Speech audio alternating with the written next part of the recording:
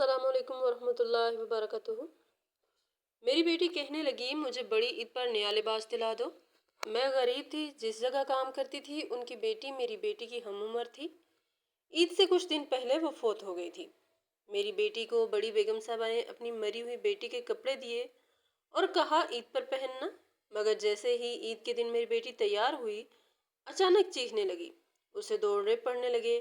हम खौफजदा हो गए। तभी एक बुजुर्ग खातून आई और कहने लगी, तुम्हारी बेटी ने जो लिबास पहना है उसी लिबास की वजह से बेगम साहबा की लड़की भी फोत हो गई थी, क्योंकि इस लिबास पर किसी ने काला। मेरा नाम हाजरा है और मेरी किस्मत बड़ी बुरी थी। मेरी शादी कम उम्र में हो गई थी। शादी के पहले साल में ही मैं माँ बन गई थी। मेरी एक बेटी पैदा हुई जिसका नाम मैंने फातिमा रखा। वो मेरी जिंदगी का सबसे बड़ा सहारा बन गई थी। मैं उससे बेहद मोहब्बत करती थी। उसकी एक एक मुस्कुराहट मेरे दिल को सुकून देती थी।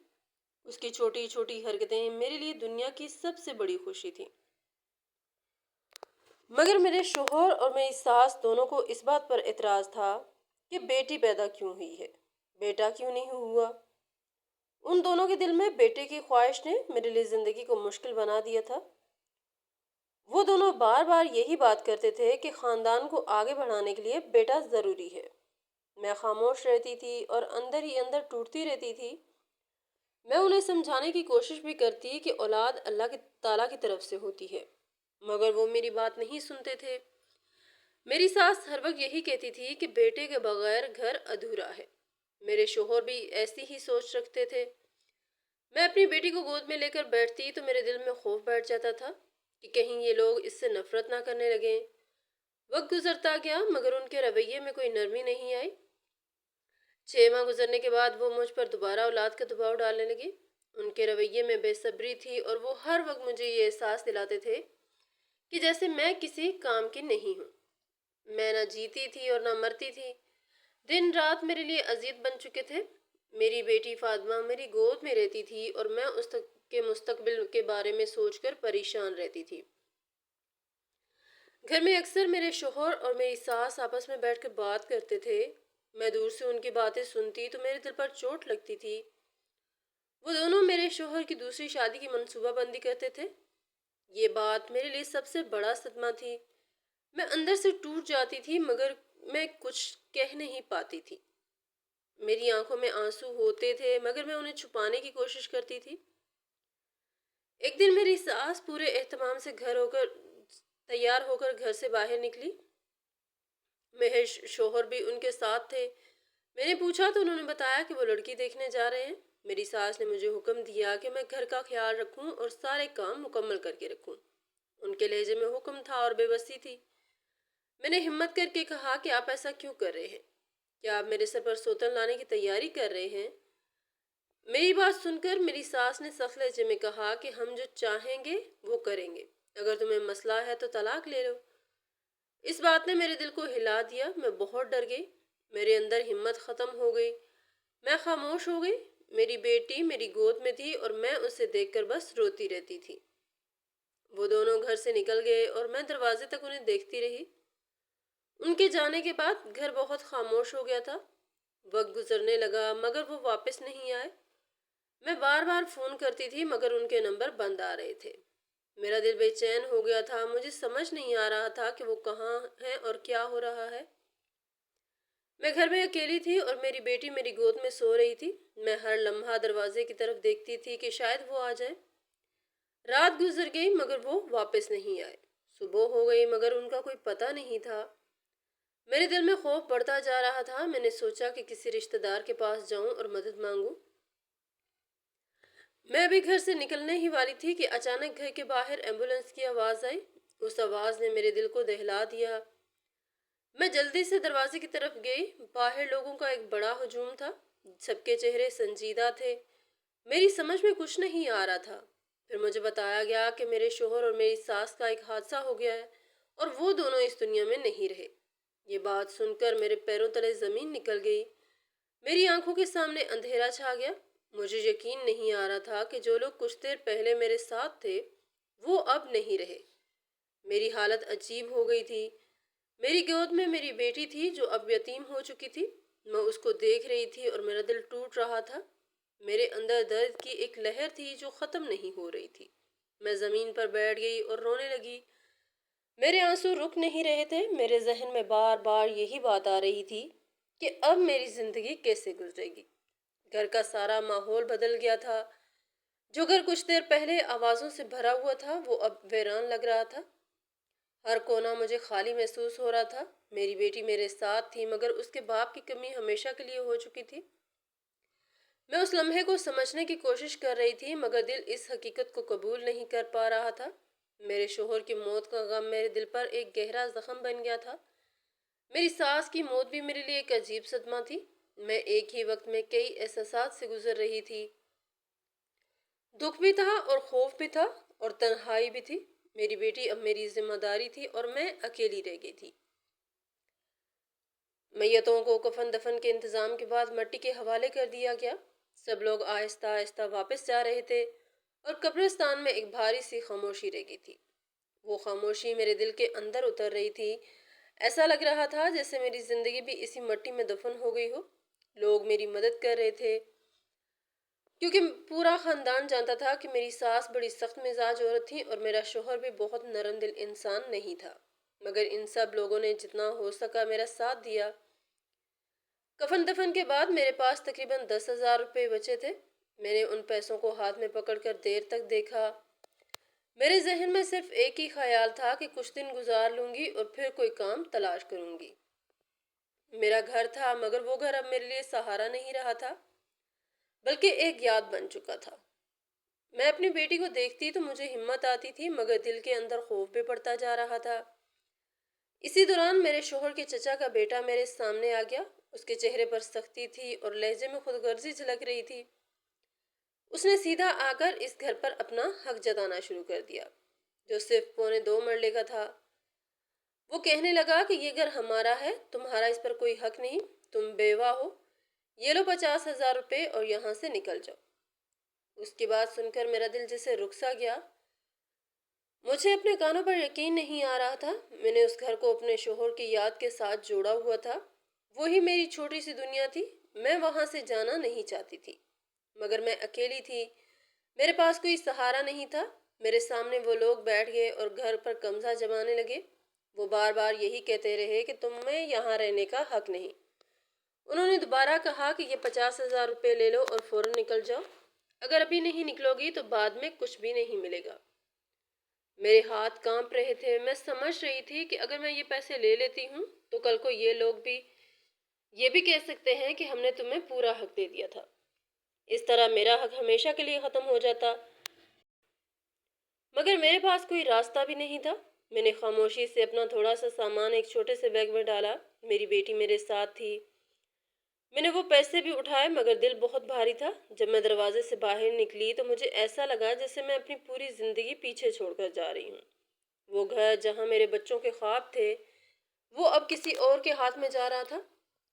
میں سڑک پر آ گئی۔ دھوپ بہت تیز تھی، زمین جل رہی تھی اور ہوا بھی گرم تھی۔ میری حالت کمزور ہو رہی تھی۔ میں تھوڑی دور چل کر ایک درخت کے نیچے بیٹھ گئی۔ میری بیٹی میری گود میں تھی۔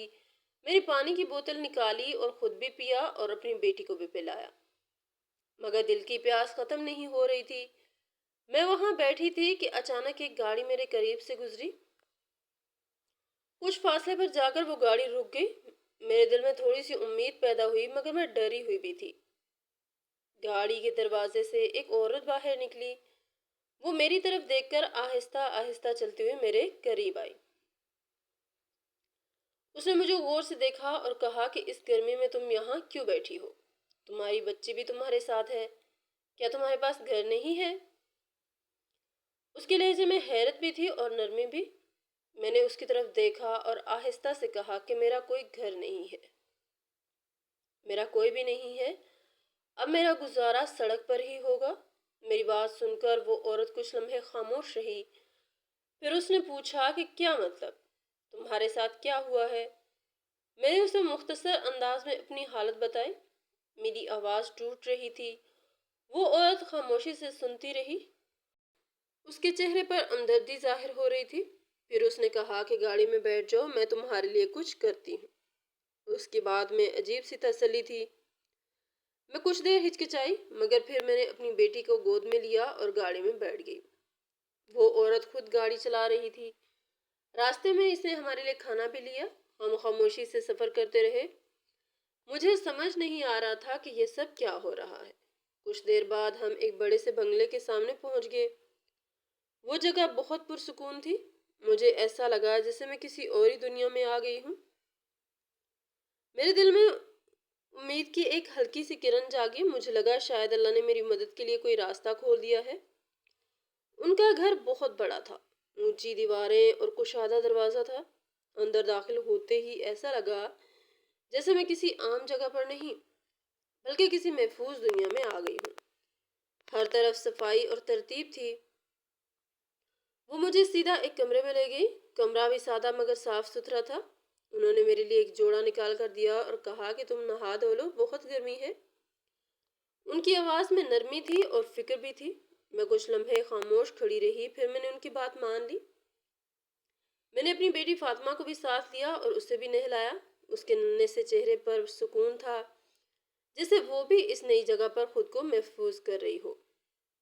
نہانے اور کپڑے بدلنے کے بعد میری بیٹی تھک گئی تھی۔ اس نے بھی کھانا کھا لیا تھا اور پھر وہ آہستہ آہستہ سو گئی۔ اس کے سونے کے بعد کمرہ مکمل خاموش ہو گیا تھا۔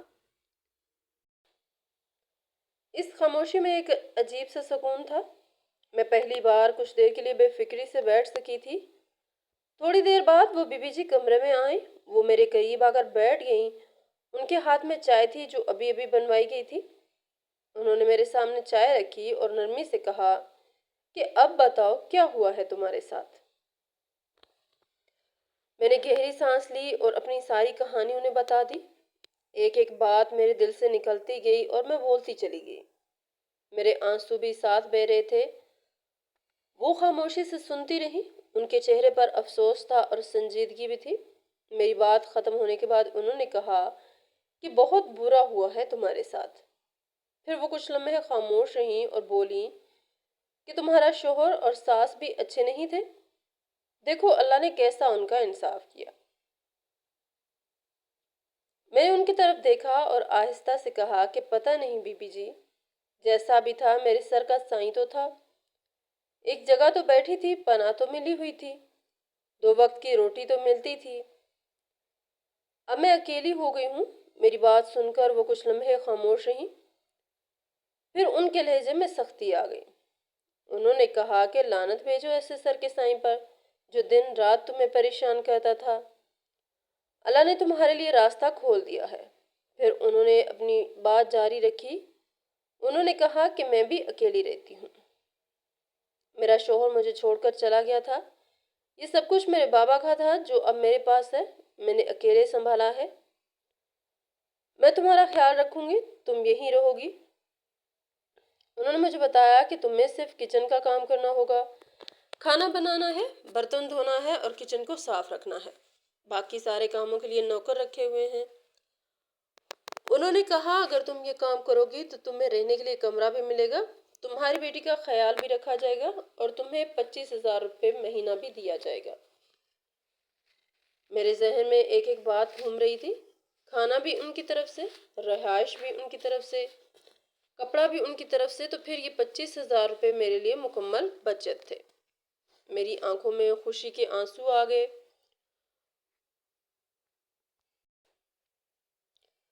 وہ بی بی جی مجھے دیکھ کر بولیں کہ رونا نہیں ہے، بس ہمت کرنی ہے۔ تمہاری کہانی بھی میری کہانی جیسی ہے۔ تمہارا شوہر دنیا سے چلا گیا اور میرا مجھے چھوڑ کر چلا گیا تھا۔ میری بھی تمہاری بیٹی کی عمر کی ایک بیٹی ہے۔ میں نے اس لمحے اللہ کا شکر ادا کیا۔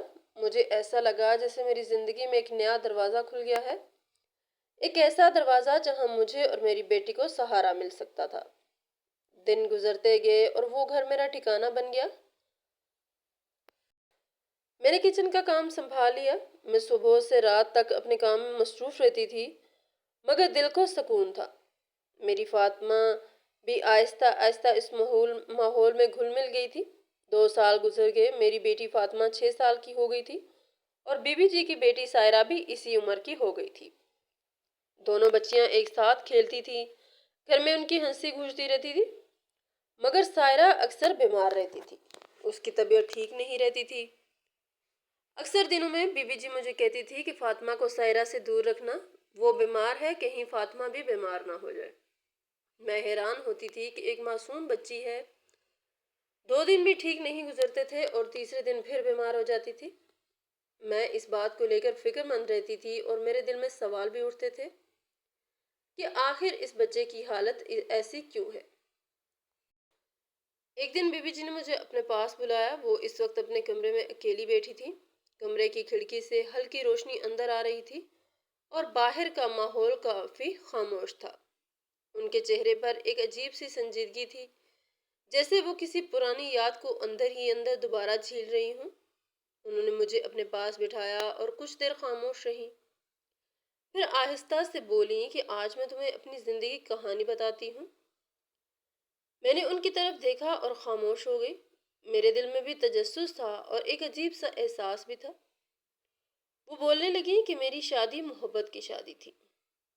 وہ لڑکا ہماری ہی کمپنی میں کام کرتا تھا۔ شروع میں سب کچھ بہت اچھا لگتا تھا۔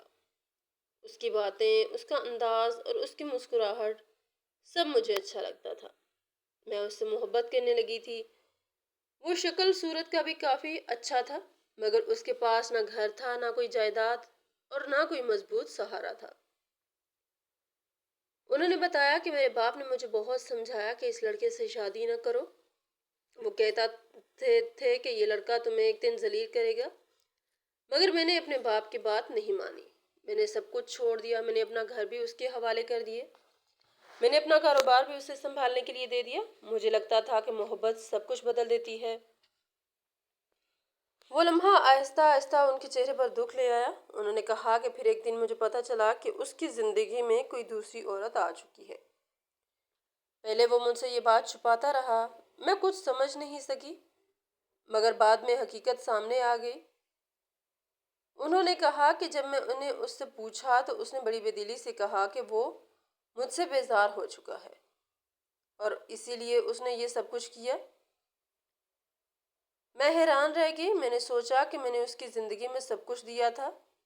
میں نے اس کے لیے اپنا گھر چھوڑا، اپنا آرام چھوڑا، اپنا سب کچھ اس کے حوالے کیا۔ پھر میں اس کے لیے اتنی بے وقت کیسے ہو گئی؟ ان کے لہجے میں درد بڑھتا جا رہا تھا۔ انہوں نے کہا کہ پھر ہمارے درمیان لڑائی جھگڑے شروع ہو گئے۔ کوئی بھی عورت اس بات کو آسانی سے برداشت نہیں کر سکتی کہ اس کا شوہر کسی عورت کے ساتھ بھی تعلق رکھے۔ وہ اس عورت کو چھوڑنے کے لیے تیار نہیں تھا۔ انہوں نے بتایا کہ وہ مجھے کہتا تھا کہ تم میری بیوی ہو، بس مجھے میرے حال پر چھوڑ دو، مگر میں ایسا نہیں کر سکتی تھی۔ میں اسے چاہتی تھی۔ میں چاہتی تھی کہ یا تو وہ مجھے چھوڑ دے یا پھر اس عورت کو چھوڑ دے، مگر وہ فیصلہ نہیں کر رہا تھا۔ پھر ایک دن وہ مجھے چھوڑ کر چلا گیا۔ اس نے سب کچھ ختم کر دیا۔ وہ عورت بھی اس کے ساتھ ہی رہی۔ انہوں نے کہا کہ وہ عورت نہ کوئی خاص تھی، نہ خوبصورت، نہ اس کے پاس کچھ تھا، مگر پھر بھی وہ اسے لے گیا۔ میرے پاس سب کچھ ہونے کے باوجود بھی میں اکیلی رہ گئی۔ میں نے ان کی طرف دیکھا اور کہا کہ بی بی جی، آپ کے پاس تو سب کچھ ہے، پیسہ بھی ہے، گاڑیاں بھی ہیں اور بڑا گھر بھی ہے، پھر بھی آپ زندگی میں دکھ کیوں ہیں؟ وہ مسکرائیں، مگر وہ مسکراہٹ ادھوری تھی۔ انہوں نے کہا کہ تم غلط سمجھ رہی ہو، دولت خوشی نہیں دیتی۔ اگر زندگی میں ساتھ دینے والا انسان ہی صحیح نہ ہو تو سب کچھ بے معنی ہو جاتا ہے۔ میں نے کہا کہ ہم دونوں کی قسمت خراب ہے۔ وہ فوراً بولیں کہ نہیں، قسمت خراب نہیں ہوتی، ہماری زندگی میں جو مرد ہوتا ہے وہ خراب ہوتا ہے۔ ہم عورتیں اگر چاہیں تو اپنی بیٹیوں کو بہتر بنا سکتی ہیں، ہم ان کی تربیت اچھی کر سکتے ہیں تاکہ وہ ہماری طرح درد نہ سہیں۔ میں نے ان کی بات سنی اور خاموش ہو گئی۔ ان کی آنکھوں میں پرانی یادوں کا درد تھا، مگر ساتھ ہی ایک مضبوطی بھی تھی۔ ایسا لگ رہا تھا جیسے انہوں نے بہت کچھ کھو کر بھی اپنے آپ کو سنبھال لیا ہو۔ اس کے بعد ہم دونوں کچھ دیر خاموش بیٹھے رہے۔ کمرے میں صرف گھڑی کی ٹک ٹک کی آواز آ رہی تھی۔ باہر درختوں کے پتے ہل رہے تھے اور ہوا ہلکی ہلکی چل رہی تھی۔ وہ لمحہ بہت گہرا تھا، جیسے زندگی کے کئی راز اس ایک کمرے میں سمٹ آئے ہوں۔ اسی طرح وقت گزرتا گیا۔ میں ان کی باتوں کو سوچتی رہی اور اپنی زندگی کو بھی دیکھتی رہی۔ مجھے احساس ہوتا جا رہا تھا کہ ہر انسان کے پیچھے ایک کہانی چھپی ہوتی ہے، جس میں درد بھی ہوتا ہے اور سبق بھی۔ سائرہ بیچاری آئے روز بیمار رہتی تھی۔ اس کا چہرہ ہر وقت پیلا سا رہتا تھا، کبھی بخار، کبھی کمزوری، اور کبھی اس کی طبیعت اچانک بگڑ جاتی تھی۔ ایسا ہو ہی نہیں سکتا تھا کہ بی بی جی اسے اچھے ڈاکٹروں کے پاس نہ لے کر گئی ہوں۔ وہ بار بار مختلف ڈاکٹروں کے پاس لے جاتی تھی، بڑے بڑے ہسپتالوں میں چیک اپ کروایا جاتا تھا۔ ہر بار رپورٹ میں تقریباً ٹھیک آتی تھی، مگر پھر بھی ظاہرہ کی حالت میں کوئی خاص فرق نہیں پڑتا تھا۔ گھر میں ایک عجیب سا سکوت چھایا رہتا تھا۔ جب سائرہ بیمار ہوتی تو وہ چھوٹی سی بچی کبھی بستر پر لیٹی ہوتی اور کبھی کمزوری سے بیٹھ بھی نہیں پاتی تھی۔ فاطمہ اس کے ساتھ کھیلتی تھی، مگر میں اکثر اس کو سمجھاتی تھی کہ زیادہ تنگ نہ کرے، کیونکہ سائرہ کی طبیعت ٹھیک نہیں ہوتی تھی۔ ایک دن میں نے ہمت کر کے بی بی جی سے کہہ دیا کہ آپ اس پر دم درود کروائیں، مجھے تو کوئی اور معاملہ لگتا ہے۔ میرے دل میں ایک عجیب سا خوف تھا اور میں سمجھ رہی تھی کہ شاید کچھ نظر بد یا کوئی اور مسئلہ ہو۔ میں نے بہت آہستگی سے یہ بات کہی تھی۔ اسی وقت گزارا میڈم، جو کہ گھر میں موجود تھی، وہ میری بات سن کر فوراً بول پڑی۔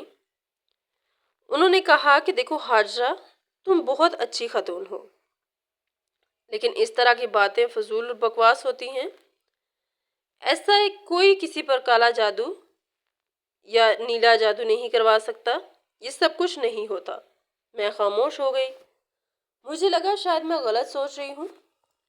وہ کہنے لگی کہ سائرہ بیمار ہے، اس کے ساتھ مسئلے مسائل ہیں، اس کے سر پر باپ نہیں ہے۔ ہو سکتا ہے وہ اپنے باپ کو یاد کرتی ہو اور دل ہی دل میں دکھ رکھتی ہو۔ دکھ بھی انسان کو بیمار کر دیتے ہیں۔ میں نے فوراً کہا کہ بی بی جی، میری نیت بالکل ایسی نہیں تھی، میں تو بس ایسے ہی کہہ رہی تھی۔ میں نے دیکھا ہے لوگوں پر جادو ہوتا ہے۔ میری بات پر وہ ہلکی سی مسکرائیں اور بولیں کہ ہوتا ہوگا، لیکن اکثر وہ جادو نہیں ہوتا، وہ انسان کے دماغ کا فطور ہوتا ہے۔ جب انسان کو کوئی بات سمجھ میں نہیں آتی تو وہ کہہ دیتا ہے کہ مجھ پر جادو ہو گیا ہے۔ انہوں نے بڑے آرام سے مثال دی اور کہا کہ اگر ایک دن گھر میں کوئی حادثہ ہو جائے اور کوئی چیز کھلی رہ جائے لیکن ہم وقت پر بند کر لیں تو کچھ نہیں ہوتا۔ پھر اگلے دن کوئی اور معمولی مسئلہ ہو جائے اور ہم بچ جائیں تو ہم سوچتے ہیں کہ ہم پر کچھ کیا جا رہا ہے، حالانکہ یہ سب زندگی کے معمولی واقعات ہوتے ہیں۔ ان کی بات سن کر میں خاموش ہو گئی۔ ان کا انداز بہت نرم تھا، مگر بات بہت گہری تھی۔ لگ رہا تھا کہ وہ ان باتوں پر بالکل یقین نہیں رکھتی تھی۔ ان کے نزدیک ہر چیز کا ایک سادہ سا سائنسی اور ذہنی سبب تھا۔ وقت گزرتا رہا اور گھر کا ماحول معمول پر آتا گیا۔ اب بیٹیاں بڑی ہو رہی تھیں، وقت کا پتہ ہی نہیں چلتا تھا۔ ایک لمحے میں بچپن ختم ہوتا محسوس ہو رہا تھا اور بچیاں آہستہ آہستہ سمجھدار ہوتی جا رہی تھیں۔ اب عید آنے والی تھی، گھر میں ایک الگ سی گہما گہمی شروع ہو گئی تھی۔ صفائی ہو رہی تھی، کپڑوں کی تیاری ہو رہی تھی، بازار سے چیزیں آ رہی تھی، اور بی بی جی ہر دفعہ کی طرح اس بار بھی بڑا جانور ذبح کرنے کا انتظام کر رہی تھی۔ گھر میں گوشت وافر مقدار میں ہوتا تھا اور مختلف قسم کے پکوان تیار ہوتے تھے۔ چولہے پر کھانا پک رہا ہوتا تھا اور پورا گھر خوشبو سے بھر جاتا تھا۔ سالن کی خوشبو، گوشت کی مہک اور مسالوں کی خوشبو ہر طرف پھیلی ہوتی تھی۔ کچن میں نوکر بھی کام میں لگے ہوئے ہوتے تھے اور میں بھی اپنے حصے کا کام سنبھالتی تھی۔ بی بی جی کے رشتہ دار بھی بہت کم آتے تھے۔ ان کا آنا جانا زیادہ نہیں تھا، صرف ایک بہن تھی جو عید پر ضرور آتی تھی۔ اس کے علاوہ گھر زیادہ تر خاموش رہتا تھا، اسی لیے عید کے دنوں میں بھی زیادہ ہنگامہ نہیں ہوتا تھا، بس گھر کے اندر ہی سادہ سا ماحول رہتا تھا۔ اسی طرح دن گزرتے رہے اور زندگی آہستہ آہستہ اپنے معمول کے ساتھ چلتی رہی، لیکن ہمیں کیا پتہ تھا کہ اس دفعہ عید پر اتنا بڑا نقصان ہو جائے گا۔ گھر میں جو عید کی تیاری چل رہی تھی وہ اچانک ایک ایسے دکھ میں بدل گئی جس کا اندازہ کسی کو نہیں تھا۔ سائرہ کی طبیعت پہلے ہی خراب رہتی تھی، اس کی کمزوری بڑھتی جا رہی تھی اور وہ ہر وقت بستر پر لیٹی رہتی تھی۔ عید سے ایک ہفتہ پہلے وہ بیچاری اس دنیا سے چلی گئی۔ اس خبر نے پورے گھر کو ساکت کر دیا۔ ہر طرف ایک دم خاموشی پھیل گئی۔ وہی گھر جو کچھ دن پہلے خوشبوؤں سے بھرا ہوا تھا، اب ایک عجیب سی ویرانی میں ڈوب گیا تھا۔ کچن کی چہل پہل بند ہو گئی تھی۔ ہنسی ختم ہو گئی تھی، صرف ایک گہرا سناٹا رہ گیا تھا۔ بی بی جی کے لیے یہ بہت بڑا صدمہ تھا۔ وہ ایک مضبوط عورت تھی، مگر ماں کا دل کمزور ہوتا ہے۔ وہ خود کو سنبھالنے کی کوشش کر رہی تھی، مگر ان کی آنکھوں میں آنسو رک نہیں رہے تھے۔ وہ پھوٹ پھوٹ کر رو رہی تھی، کبھی کمرے میں بیٹھ کر روتی تھی اور کبھی خاموشی سے دیوار کو دیکھتی رہتی تھی۔ وہ بار بار یہی کہتی تھی کہ جس دن سے پیدا ہوئی تھی اس دن سے بیمار تھی۔ ڈاکٹر نے کہا تھا کہ یہ بچی 4 سال سے زیادہ نہیں جی سکے گی، مگر اس نے 13 سال گزار لیے۔ شاید اس کی اتنی ہی زندگی لکھی تھی۔ ان کے الفاظ میں بھی دکھ تھا اور ایک طرح کی قبولیت بھی۔ میں ان کے پاس بیٹھی تھی اور انہیں تسلی دینے کی کوشش کر رہی تھی، مگر میرے پاس الفاظ نہیں تھے کہ میں کیا کہتی اور کس طرح کہتی، کس منہ سے میں انہیں حوصلہ دیتی۔ میری اپنی بھی ایک ہی بیٹی تھی، فاطمہ۔ وہ میری پوری دنیا تھی۔ میرے دل میں خود بھی ایک خوف سا بیٹھ گیا تھا کہ اگر کل کو میری بیٹی بھی مجھ سے دور ہو گئی تو میں کیسے جیوں گی۔ بی بی جی کی حالت دیکھ کر میرا دل بھی ٹوٹ رہا تھا۔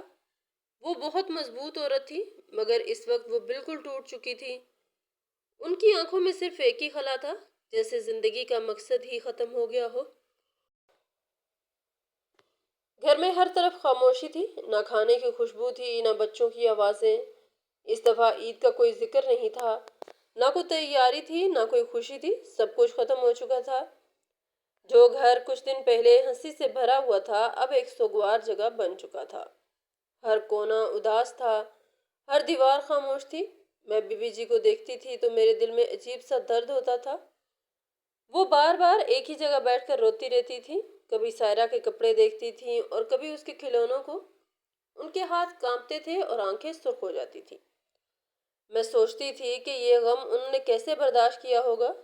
جس دکھ کو صرف سوچنے سے ہی دل ڈر جاتا ہے، اسے جینا کتنا مشکل ہوتا ہوگا۔ میں خود کو ان کی جگہ پر رکھ کر دیکھتی تو میرے اندر بھی خوف پیدا ہو جاتا تھا۔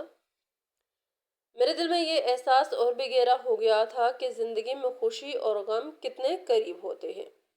ایک لمحے میں سب کچھ بدل جاتا ہے اور انسان صرف صبر کے سہارے رہ جاتا ہے۔ فاطمہ نے گھر میں شور ڈال رکھا تھا، اس کی آواز پورے کمرے میں گونج رہی تھی۔ وہ بار بار یہی کہہ رہی تھی کہ مجھے نیا سوٹ لے کر دو، عید ہے۔ اس کی ضد میں ایک معصوم سی ضد تھی جو بچوں میں عام ہوتی ہے۔ وہ بار بار میرے قریب آ کر کپڑے کھینچ رہی تھی اور خوشی سے اچھل رہی تھی۔ میں اس وقت بہت بھاری دل کے ساتھ بیٹھی تھی۔ سائرہ کی موت ابھی ابھی ہوئی تھی اور گھر میں سوگ کا ماحول تھا۔ ہر طرف خاموشی اور اداسی تھی۔ میں نے فاطمہ کو دیکھ کر سخت لہجے میں کہا کہ سائرہ بیچاری اس دنیا سے چلی گئی ہے اور تمہیں کوئی نیا سوٹ لے کر نہیں دوں گی۔ میرا انداز سخت نہیں تھا، مگر دل بھرا ہوا تھا۔ میرے اندر ایک عجیب سا احساس تھا کہ ابھی خوشی کا وقت نہیں ہے۔ میرے پاس پیسے ہونے کے باوجود میں اسے نیا کپڑا نہیں دلانا چاہتی تھی۔ مجھے لگ رہا تھا کہ اگر ہم نے ابھی خوشی منائی تو بی بی جی کیا سوچیں گی۔ ان کی بیٹی ابھی ابھی دنیا سے گئی تھی اور ہم عید کی تیاری کریں۔ میں یہ سب سوچ رہی تھی، مگر شاید فاطمہ کی یہ باتیں بی بی جی نے سن لی تھی۔ وہ کمرے سے باہر آئیں اور خاموشی سے ہمیں دیکھنے لگیں۔ ان کے چہرے پر اداسی تھی، مگر ان کی آنکھوں میں عجیب سا سکون بھی تھا۔ انہوں آہستہ سے سائرہ کے کپڑوں کی الماری کھولی۔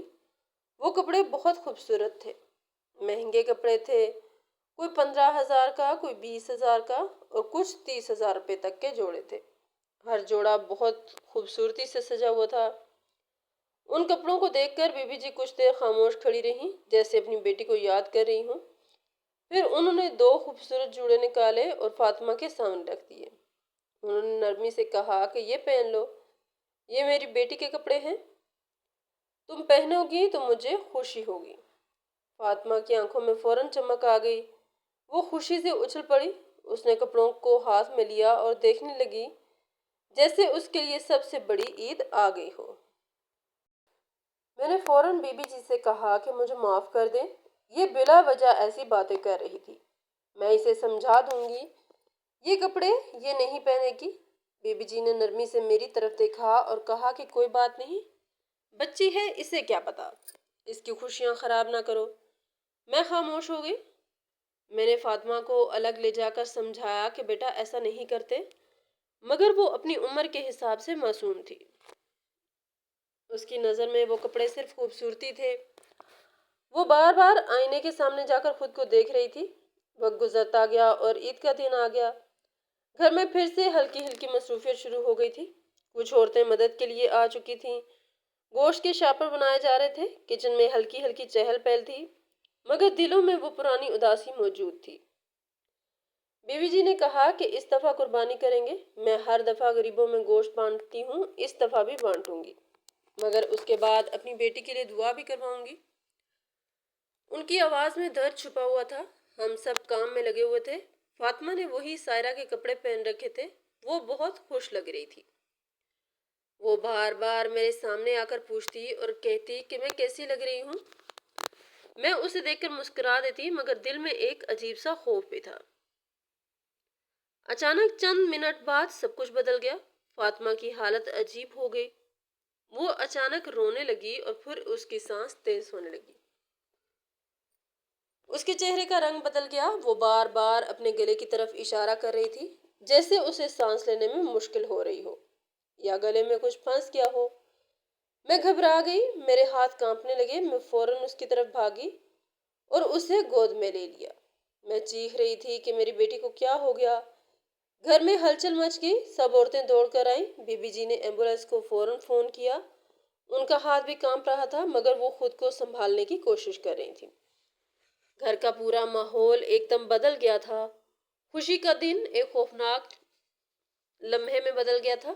اسی دوران جو عورتیں مدد کے لیے آئی تھیں، ان میں سے ایک بزرگ عورت نے کہا کہ یہ لڑکی تو کسی جادو کے اثر میں لگتی ہے۔ اس کے کپڑوں پر کچھ کیا گیا ہے۔ یہی کپڑے بی بی جی کی بیٹی پہنتی تھی اور وہ بھی اس دنیا سے چلی گئی۔ اب یہ بھی خطرے میں ہے۔ یہ بات سن کر میرا دل بیٹھ گیا۔ میرے جسم میں کپ کپی دوڑ گئی۔ میں نے فاطمہ کو زور سے پکڑ لیا اور بار بار اس کا نام لینے لگی۔ میری آنکھوں کے سامنے اندھیرا سا چھا رہا تھا۔ فاطمہ کو فوراً اسپتال لے جایا گیا۔ راستے میں اس کی حالت بہت خراب تھی۔ وہ بار بار سانس لینے کی کوشش کر رہی تھی۔ میں اس کا ہاتھ پکڑے ہوئے تھی اور رو رہی تھی۔ میرے دل میں صرف ایک ہی دعا تھی کہ میری بیٹی بچ جائے۔ ہسپتال پہنچ کر ڈاکٹروں نے فوراً علاج شروع کیا۔ کچھ دیر بعد اس کی حالت تھوڑی بہتر ہوئی۔ میری جان میں جان آئی۔ میں نے فوراً اس کے کپڑے بدلوا دیے۔ وہ کپڑے میرے لیے اب خوف کی علامت بن چکے تھے۔ میں باہر آئی تو بی بی جی ایک کونے میں خاموش بیٹھی تھی۔ ان کی آنکھوں زمین پر تھیں اور چہرہ زرد تھا۔ میں نے آ کر کہا کہ سب ٹھیک ہے، فاطمہ بہتر ہے، مگر وہ گہری سوچ میں ڈوبی ہوئی تھی۔ انہوں نے آہستہ سے کہا کہ اس عورت کی بات میرے دل کو لگ گئی ہے۔ یہی کپڑے فاطمہ نے پہنے تھے اور اسی وقت اس کی حالت خراب ہو گئی تھی۔ کہیں یہ سب سچ تو نہیں؟ کہیں میری بیٹی پر کسی نے کچھ کیا تو نہیں؟ ان کے الفاظ سن کر ایک لمحے کے لیے سب کچھ رک گیا تھا۔ ہوا بھی جیسے تھم گئی ہو۔ میرے دل میں خوف اور الجھن دونوں ایک ساتھ بیٹھ گئے تھے۔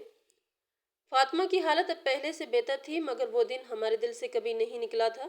ہسپتال سے واپس آنے کے بعد بھی میرے اندر ایک خوف بیٹھ گیا تھا۔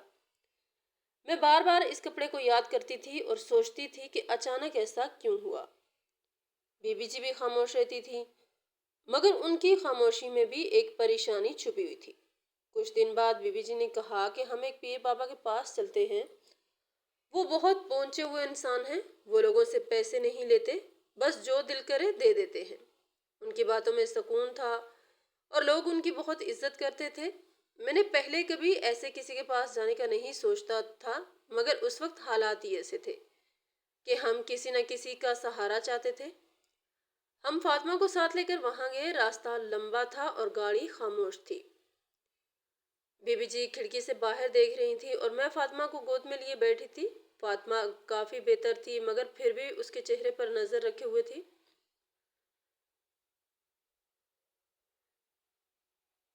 پیر بابا ایک سادے سے کمرے میں بیٹھے تھے۔ ان کے ارد گرد کوئی زیادہ شور نہیں تھا۔ کچھ لوگ خاموشی سے بیٹھے تھے اور انتظار کر رہے تھے۔ جب ہماری باری آئی تو بی بی جی نے سارا معاملہ ان کو بتایا۔ سائرہ کی موت، فاطمہ کی اچانک بیماری اور وہ کپڑے، سب کچھ ایک ایک کر کے بتایا گیا۔ پیر بابا نے بڑی خاموشی سے سنا۔ وہ بار بار سر ہلاتے رہے۔ پھر انہوں نے کہا کہ بالکل تمہاری بیٹی کے اوپر کسی نے جادو کروایا تھا۔ انہوں نے ایک عورت کا ذکر کیا۔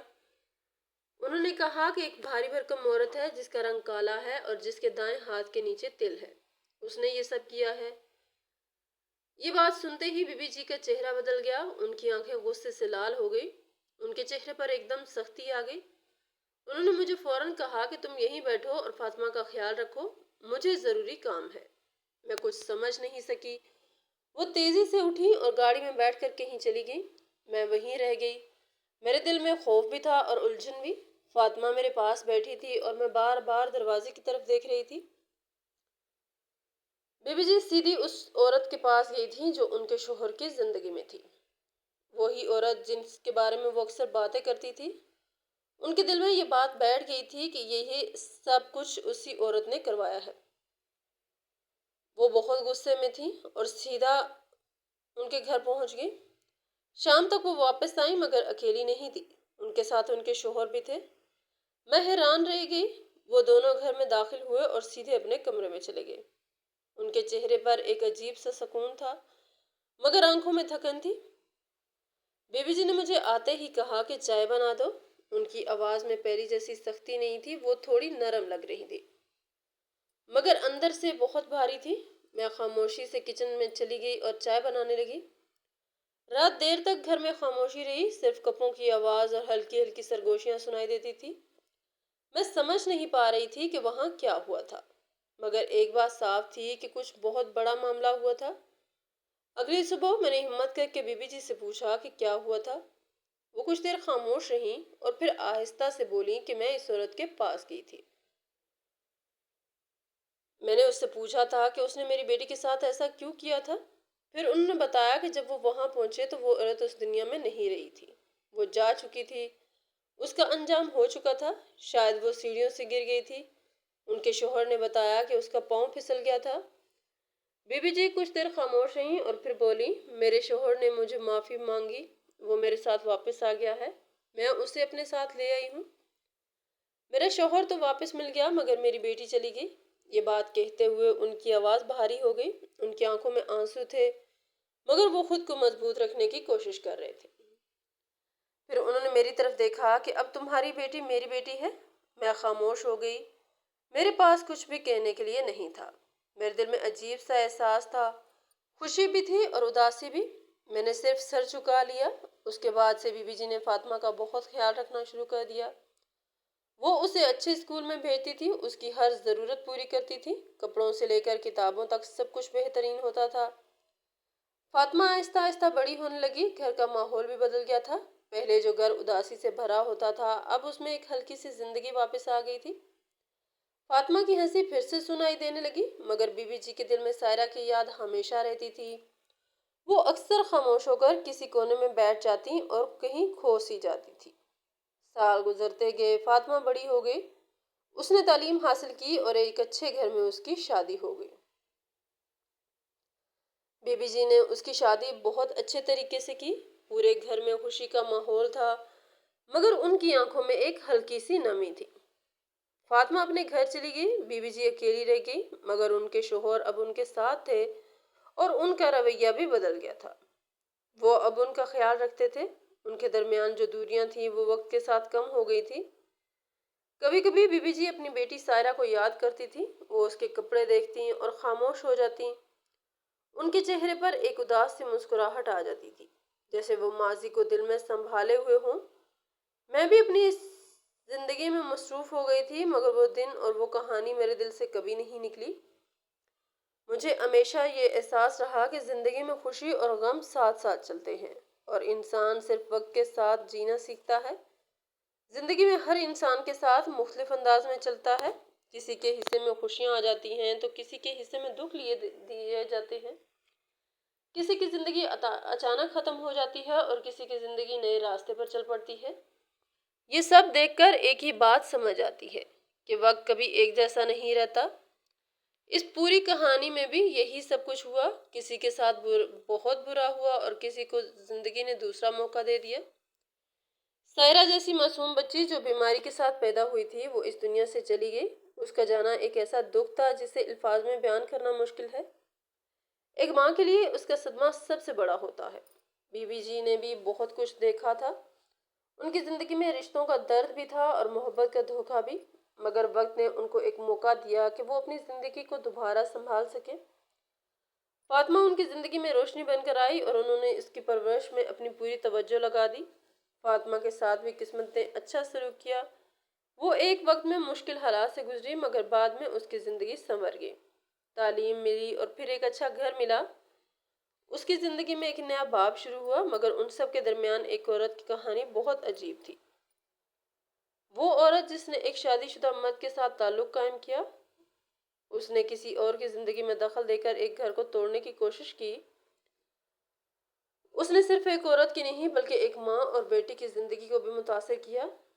اس کے بارے میں جو باتیں سامنے آئیں وہ بہت تلخ تھیں۔ لوگوں نے اس کے بارے میں مختلف باتیں کی۔